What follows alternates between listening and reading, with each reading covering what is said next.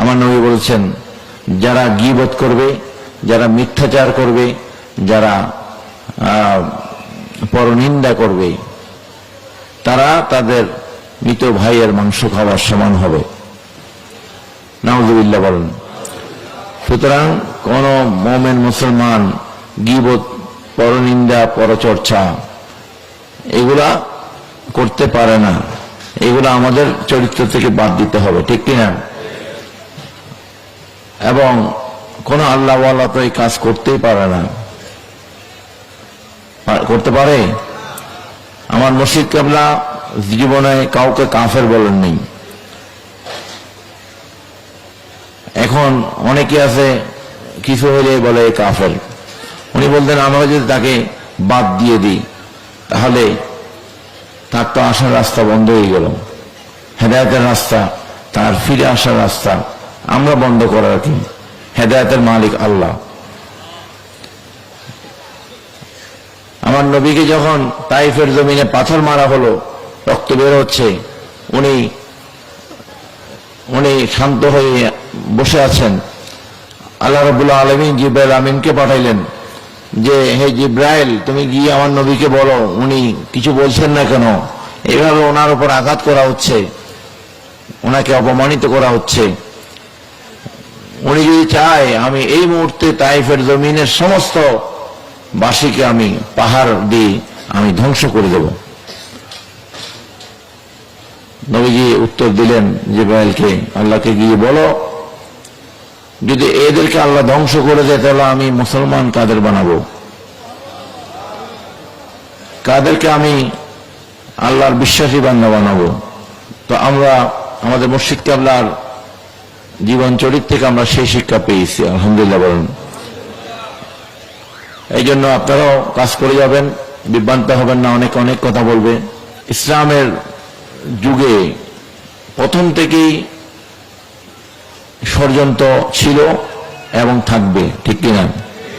হযরত সিদ্দিক আকবর থেকে শুরু করে এই ইসলামী খেলাফতে ষড়যন্ত্র ছিল, রাজপ্রাসাদের ষড়যন্ত্র, এইরকম করে করে এই 1400 বছর আমরা দেখে যাচ্ছি। সুতরাং এখানে যে বিষয়টা, আমরা যদি আল্লাহর উপর তাওয়াক্কুল করি, আমরা যদি ভরসা করি এবং আমরা যদি বিশ্বাস রাখি যে আল্লাহ রাব্বুল আলামিন আমাকে যে গোলামের জন্য রেখেছে, আমাকে যেন সেটাই দান করে, এইভাবে যদি আমরা প্রত্যেকেই নিজে আমরা যে অবস্থান থেকে কাজ করি, তাহলে আমরা অবশ্যই আল্লাহর রহমত নিয়ামতের হকদার হব। আমিন বলুন।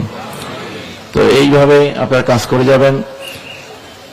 আমার হুকুম ব্যতীত আপনারা আর কারো হুকুমের মধ্যে আপনারা অন্তর্ভুক্ত হবেন না, বা হুকুম আমি যেটা দরবারের পক্ষ থেকে হুকুম দেব বা হুকুম আসবে আপনারা সেভাবে চলবেন। অন্য কোনো কারো কথায় আপনারা বিভ্রান্ত হবেন না।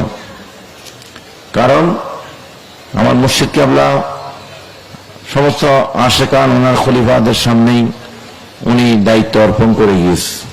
যিনি যার সাম্রাজ্য উনি দান করে গিয়েছেন, উনি দায়িত্ব দিয়ে গেছেন। এখানে কার ভালো লাগলো না লাগলো সেটা নিয়ে কোনো কিছু আসে যাবে না, বা এই সাম্রাজ্যের কোনো ক্ষতি হবে না, ঠিক কিনা?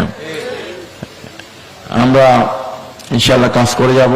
আপনারা আমাদেরকে সহযোগিতা করবেন, তরিকতের এই রাজত্বকে আরো সমৃদ্ধ করবেন ইনশাআল্লাহ তাআলা।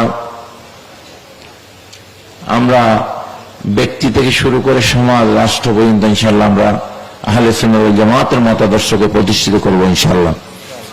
ইসলামকে জয়যুক্ত করার জন্য ইনশাআল্লাহ আমরা কাজ করেই যাব। যেটা আমার নবীর আদর্শ, সেটাকে আমরা রাষ্ট্রে পর্যন্ত প্রতিষ্ঠিত করার স্বপ্ন দেখছি। শুধু নিজের সিলসিলার মধ্যে সেটা প্রতিষ্ঠিত করা না, সেটা রাষ্ট্রের মধ্যেও প্রতিষ্ঠিত করার স্বপ্ন আমরা দেখছি, আলহামদুলিল্লাহ বলেন।